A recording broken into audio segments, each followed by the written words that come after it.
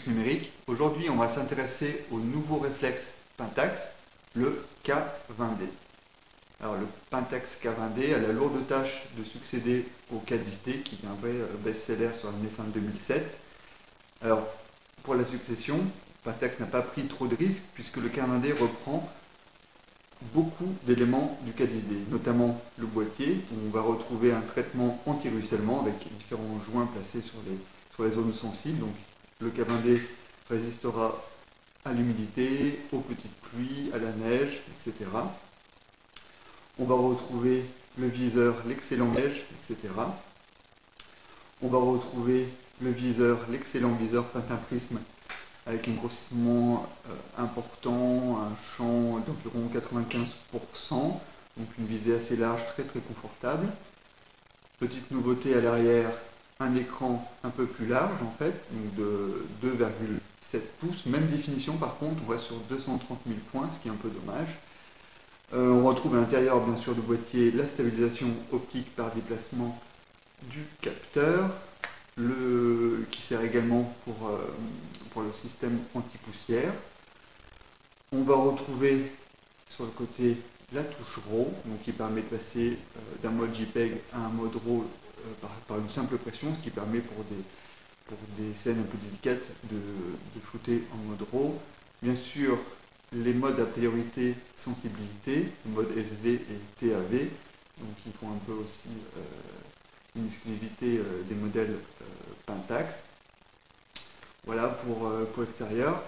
Le gros du changement, bien sûr, c'est le capteur qui est à 14 millions de pixels, donc c'est une grosse nouveauté. C'est un capteur co-développé entre Pentax et Samsung. Un capteur qui permet également d'étendre la sensibilité d'appareil de 100 à 6400 ISO. Alors on verra dans les tests que vous pourrez découvrir sur le site que de 100 à 1600 ISO c'est très très correct, voire très bon. Au-delà, c'est un peu plus compliqué, enfin la gestion du bruit est un peu plus complexe et les fichiers sont plus ou moins exploitables. Mais les possibilités offertes, on peut monter jusqu'à 6400 ISO. On va retrouver également un mode qu'on retrouve maintenant sur beaucoup d'appareils, donc qui est le mode DRE pour Dynamic Range Enlargement.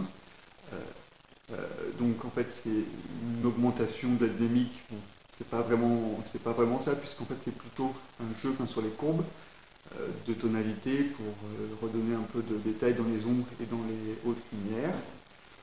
Voilà à peu près donc les principales caractéristiques du K20D. On va faire un petit tour du boîtier et vous retrouvez donc tous les tests sur le site de Focus. Voici donc le K20D. Il est ici équipé d'une optique 50-135 mm à ouverture constante f de 8. Particularité de la motorisation, elle est SDM, donc elle est interne et on entend tout de suite la différence. C'est justement, on n'entend rien. Voilà. Donc c'est vrai que le K20D est compatible avec les nouvelles optiques SDM qui donc apportent un peu plus de rapidité au niveau de la mise au point et surtout un silence très très appréciable.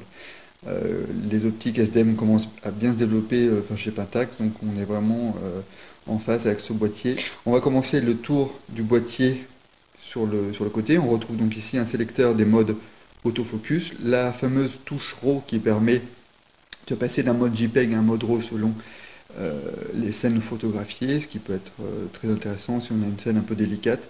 On appuie sur la touche et on passe directement en mode RAW pour pouvoir retoucher ces images plus facilement sur l'ordinateur. Bien sûr, le bouton de déclenchement du flash, un flash qui permet de piloter des flashs externes sans cordon et un flash compatible PTTL. Nouveauté concernant les flashs, la prise synchro flash qui faisait cruellement défaut au K10D pour ceux qui voulaient utiliser le boîtier en studio. Donc, elle est présente et présente également un joint torique pour le traitement anti-ruissellement du K20D.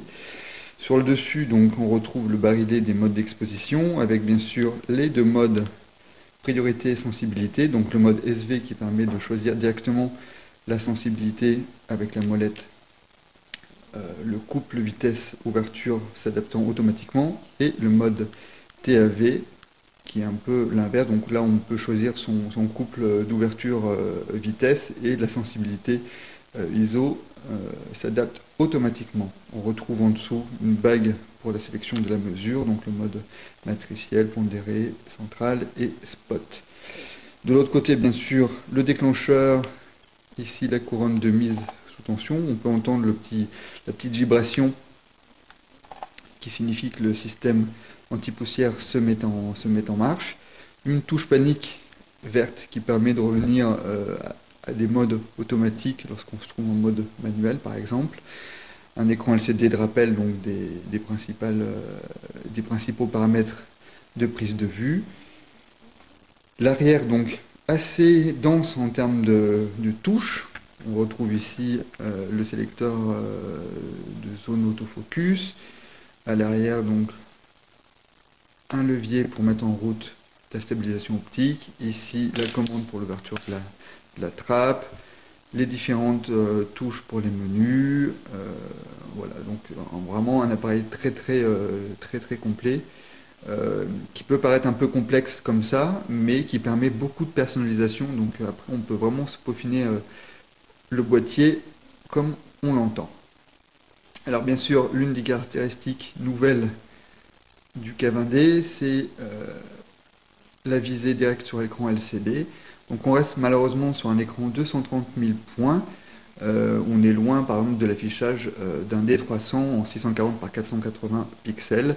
Là on reste quand même sur un écran classique qui ne s'oriente pas, donc on est vraiment dans une optique plutôt d'un appareil monté sur un pied et dans un usage vraiment studio, parce qu'on va le voir, le mode autofocus n'est réellement pas non plus très adapté à une prise de vue rapide.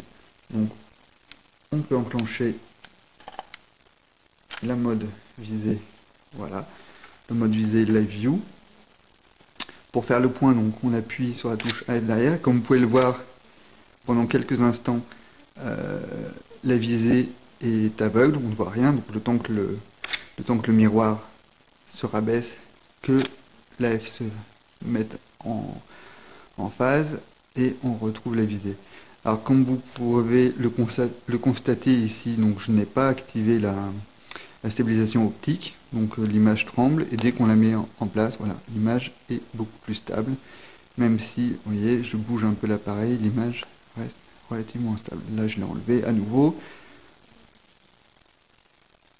Voilà, donc un mode AF qui rend la visée aveugle, qui n'est pas forcément très rapide, donc du coup, puisqu'il y a beaucoup de mouvements. Donc vraiment une utilisation qu'on va réserver de manière très ponctuelle en fait.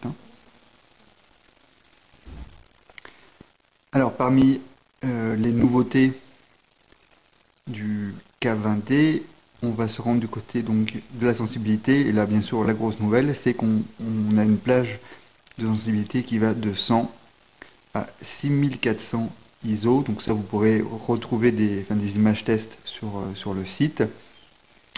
En appuyant sur la touche fonction, on active également ce qui est appelé le dérange à 200%. Vous voyez donc en fait qu'on se supprime la sensibilité 100 ISO, et donc c'est censé permettre d'avoir un meilleur modelé dans les ombres et dans les hautes lumières. On verra que les résultats ne sont pas forcément très concluants, ça dépend énormément des scènes, et le gain n'est pas forcément très visible. En fait, vous pouvez le laisser activer de manière constante, puisque ça ne pénalise pas l'appareil, mais le gain est vraiment assez peu visible. On va retourner également une des nouveautés, donc c'est un peu les styles d'image qu'on retrouve désormais sur beaucoup d'appareils. Ici, donc vous pouvez voir, donc on a paysage, portrait, naturel, lumineux, noir et blanc, éclatant. Donc des styles d'image qu'on peut bien sûr personnaliser et enregistrer. On peut les vérifier directement en prenant une photo. Bon, c'est une visualisation sur écran LCD. Donc au niveau des couleurs, ça vaut ce que ça vaut, mais voilà. Donc on peut directement modifier les images avec des styles d'image personnalisés. Alors, une des nouveautés, bien sûr, c'est le module de dérotisation intégré à l'appareil. On y accède via la touche fonction et on a RAW vers JPEG, on appuie dessus. Alors développer cette image, oui, et on va se diriger donc vers un petit menu qui permet donc de choisir la taille de sortie, la qualité, la balance des blancs. Donc voilà, donc là on peut choisir les différentes balances. Voilà.